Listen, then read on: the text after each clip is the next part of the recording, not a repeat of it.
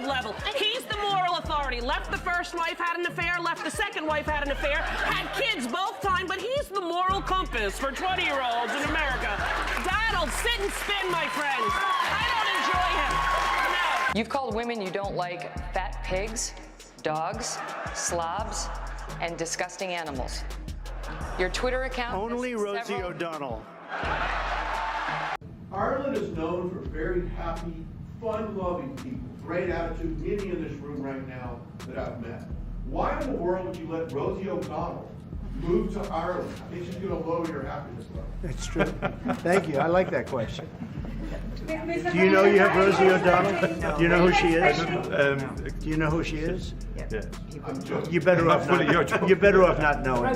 It started with a smirk and ended with a blast that left the entire political world shaken. Rosie O'Donnell, a name Donald Trump has mocked for decades, just went live on television and called him what many only whispered behind closed doors: a con man. Not an insult, a diagnosis. Rosie came with no jokes, no sugarcoating, just facts. He is a con man, period. That one sentence hit harder than any insult Trump has hurled in the last 20 years. She laid it out. The bankruptcies, the dodgy Forbes claims, the fantasy of self-made wealth built on his father's fortune. Trump did not build an empire. He inherited one and wrecked it like a kid with a toy car. The moment Rosie dropped that truth bomb, something inside Trump seemed to snap. The man who built his image on bravado and bluster could not handle one woman calmly stating facts. And here is the wild part. He proved her right in real time, because after all these years, despite having the nuclear codes, he is still obsessed with Rosie, not Russia, not the courts, not collapsing ethics laws, Rosie. And when she looked into the camera and called him out again, it was not just personal. It was a public unmasking of a myth America bought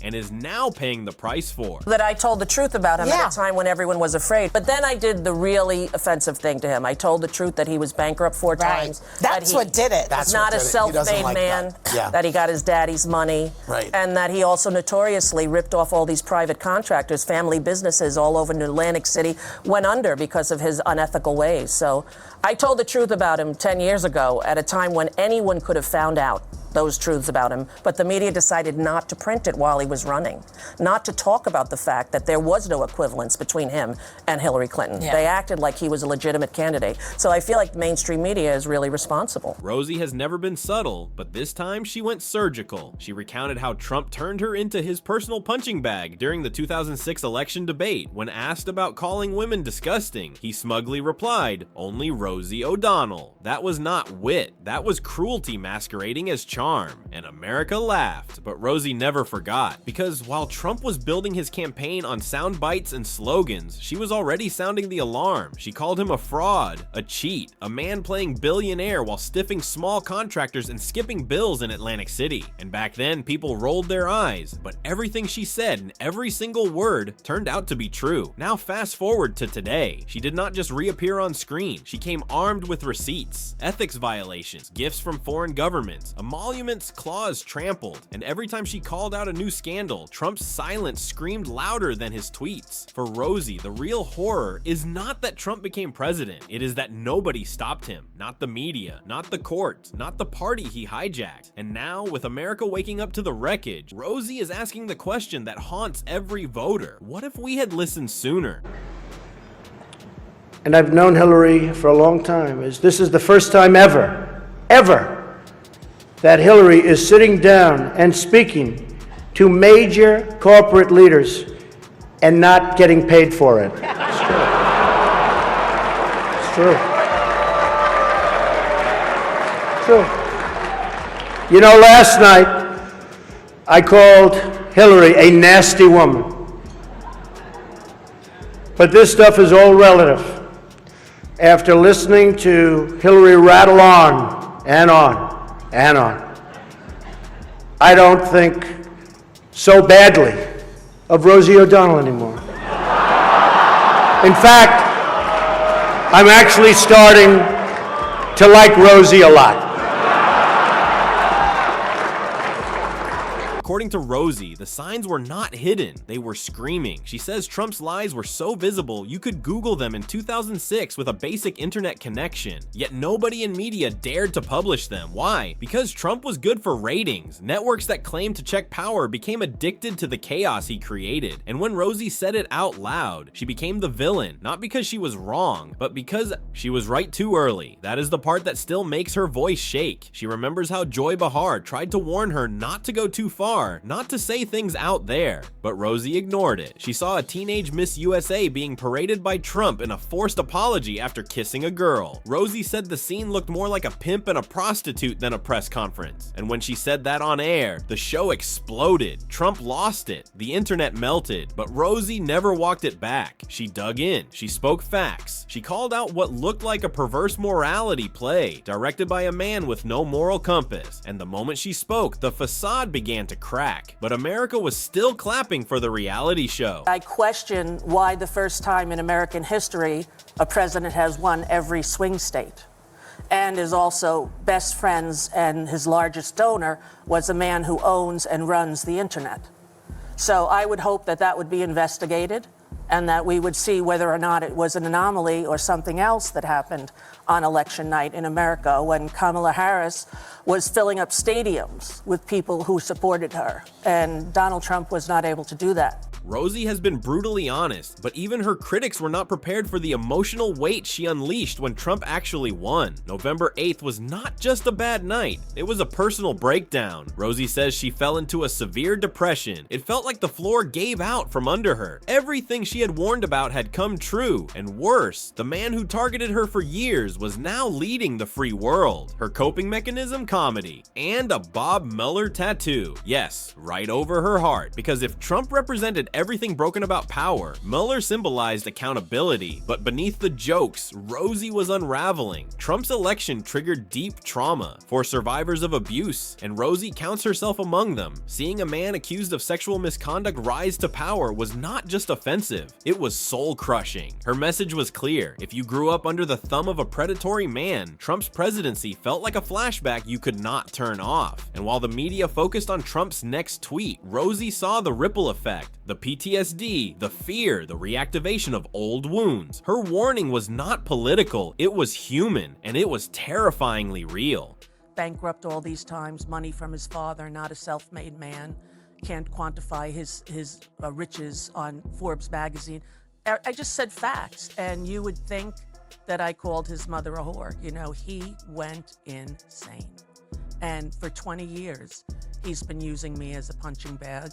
Even at the debate, when he was first running, when the newscaster said, "You call women pigs and gross and disgusting and horrible," and he said, "No, only Rosie O'Donnell." Trump's 2016 campaign began with spectacle and ended in disbelief. Rosie still recalls the launch like a comedy sketch gone rogue. A golden escalator, a fake crowd, and a man pretending to announce policy like he was hawking a condo. She laughed then. Who didn't? But behind that laughter was dread, because the joke was never really funny. Trump believed his own performance, and worse, America started believing it too. Rosie says the entire country was swept up in a reality show, with Trump playing boss while the Constitution collected dust in the corner. He turned governing into TV drama, complete with cliffhangers and commercial breaks. And when the scandal started piling up, Stormy, Russia, Epstein, he did not refute. He distracted. Rosie was not surprised. She knew him. She saw how he always chose spectacle over substance. She had been warning everyone since the beginning. And now, the punchline is this. Trump sees himself as Superman. He even shared a photoshopped image with a cape and a chest plate. But as Rosie points out, the cartoon version is probably more grounded than the real man. In her words, he lives in a delusional world, and that world has become a national crisis. No, he's the only one because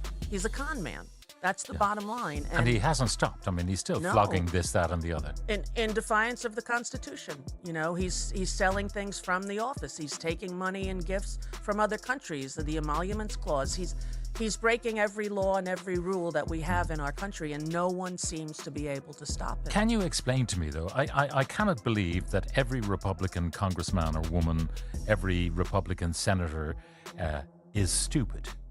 Well, they're not stupid, but they're definitely afraid of him. People in America are afraid of him. They're afraid to stand up to him, against him, because, and when I did on The View in 2006, you know, I remember Joy Behar saying, you're not going to say that out there, because he had a press conference right before we were live, where he had a teenager, Tara O'Connor, who was Miss Teen USA.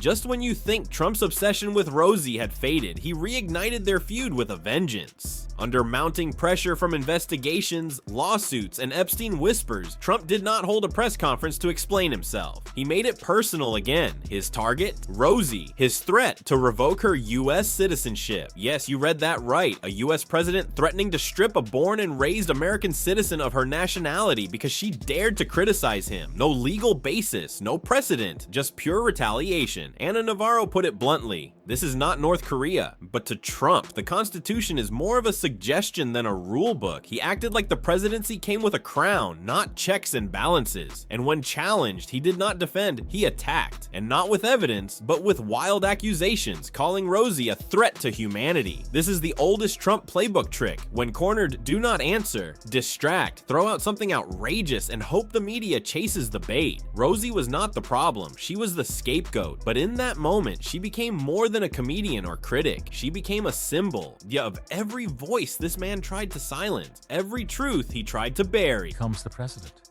Unreal. And for me, you know, in 2006, when he was just a embarrassment in New York, nobody respected him in any way. Forbes never would put him on the richest people list because they couldn't verify his income because he was often broke. He's a con man, period. And if you grew up in New York like I did, you knew that. But he got on that show, and Mark Burnett, the producer, taught him that if you tell a lie long enough on TV, people will believe it, just how they do Fox News.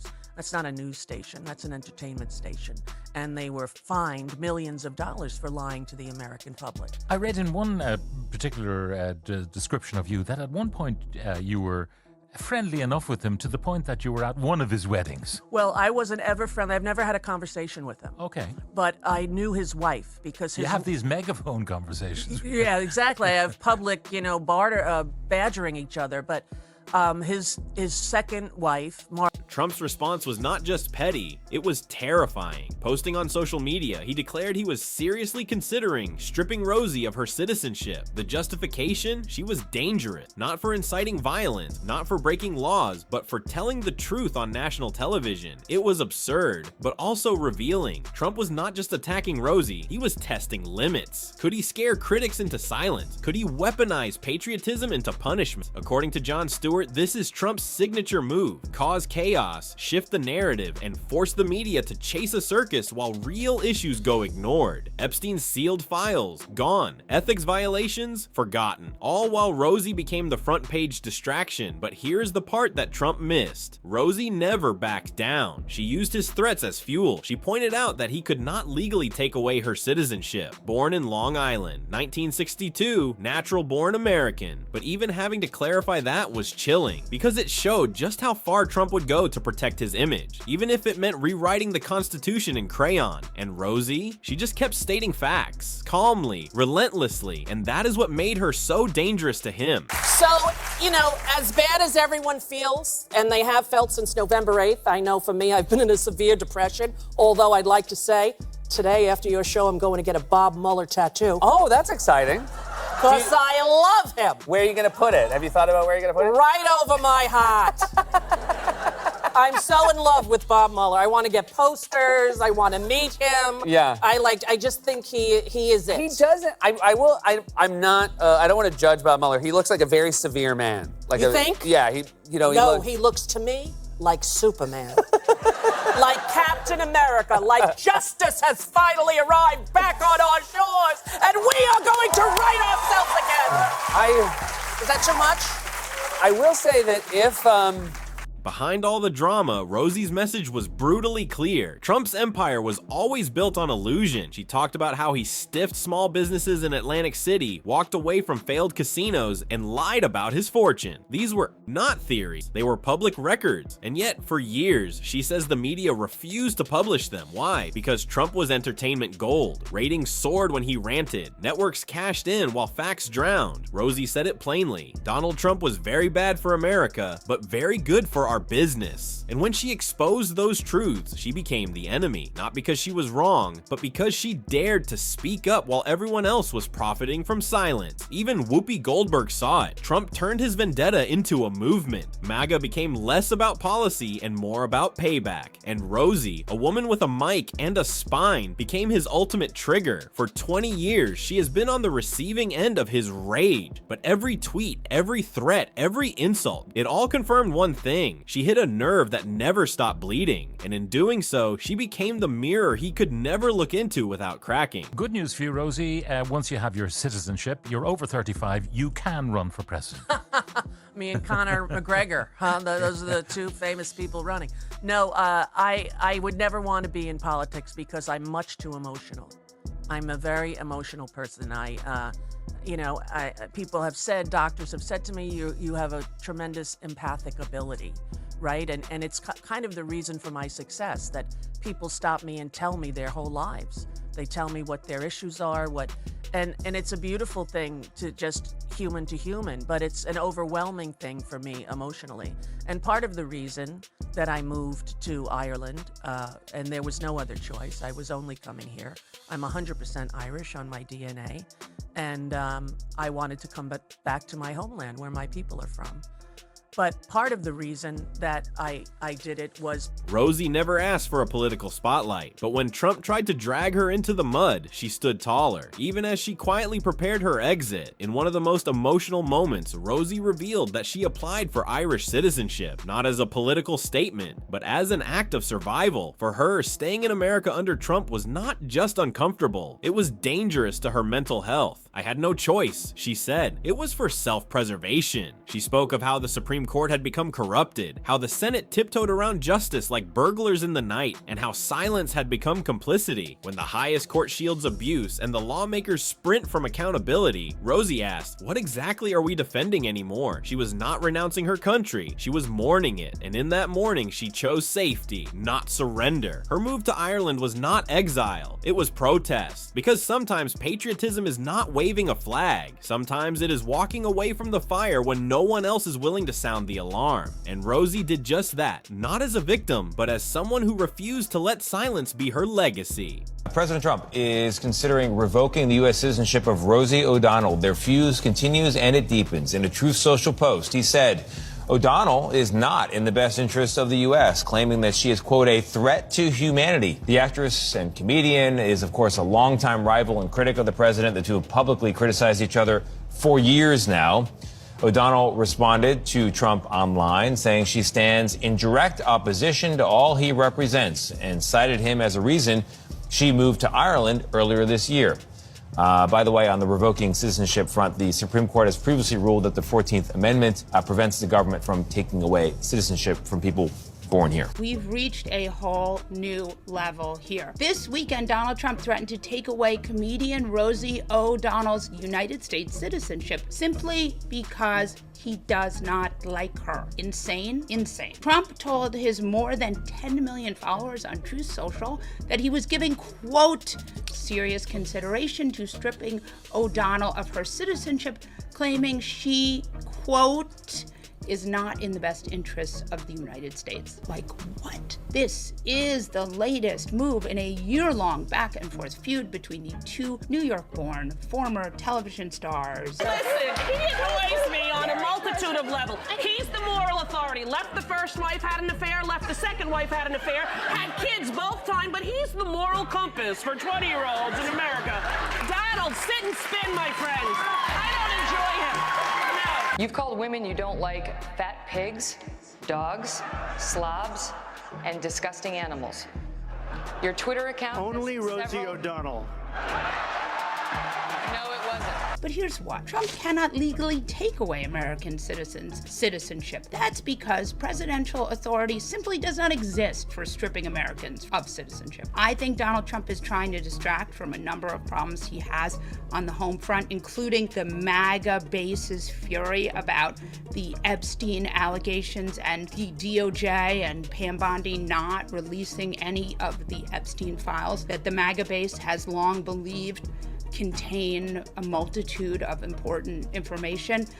And I think Donald Trump is trying to distract. All of this also comes against a backdrop of Trump threatening to deny funding to cities that govern in a way he doesn't like, which came on the heels of Trump threatening to prosecute a news organization for running reports he didn't like, which came on the heels of Trump musing publicly about arresting a Democratic candidate he doesn't like, which came on the heels of Trump floating the possibility of deporting American citizens, which came on the heels of Trump ordering a Justice Department investigation into his Democratic predecessor without cause. Honestly, an American president with an authoritarian-style vision starting to claim abusive powers he does not have should have us all very worried. In the end, Rosie O'Donnell never wanted power. She wanted truth. Her feud with Trump outlasted presidencies, headlines, and even public memory. But what started as a celebrity spat turned into a slow burn rebellion against one of the most divisive figures in American history. Trump may have the platform, the base, and the spectacle, but Rosie had something far more dangerous: credibility. She called him a con man when no one else would. She laid out his fraud, his lies, his abuse of power before it was fashionable. And for that, she was mocked, threatened, and nearly erased. But she never stopped. From spray tan jokes to sobering reflections on PTSD and systemic abuse, Rosie turned her pain into purpose. She never ran for office, but she held one man accountable more than most politicians ever dared. And that is why, as the Trump circus barrels on, Rosie remains one of the few voices that cut through the noise. Her resistance, raw, emotional, unapologetic, might just be the most presidential thing of all. Because sometimes it takes a comedian to deliver the most serious truth, and sometimes it takes a feud to expose a fraud. This story was never about Rosie, it was about the lie she refused to let stand.